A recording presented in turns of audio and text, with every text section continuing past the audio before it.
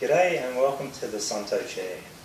Suunto as in we're going to have a look at the new Suunto 7. It's just been released in Australia and it's around about $800. Now the specs on it seem to be really good. The watch itself, as you can see, I've got the rust version. It looks like rust, but it's actually pretty good looking. The thing looks pretty solid. The band's a bit stretchy, which is really good because at least I can get gripped onto things and pull on your wrist. The material is a little bit soft looking, like they've put 4 raised areas on it. It looks like it's really soft material, so I'm not sure whether when you bump it you're actually going to damage the edging on around it.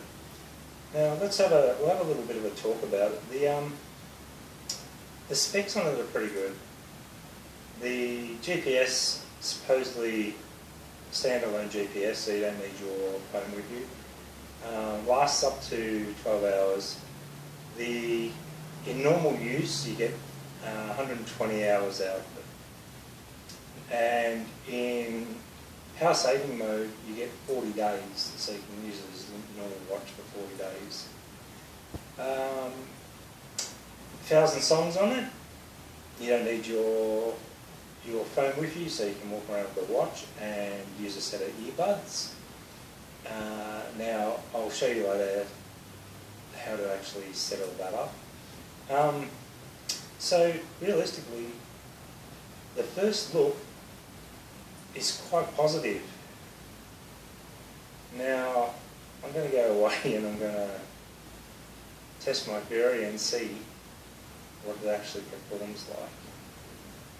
I'll come back to you with updates on how to fix things on it. One other thing is comes with the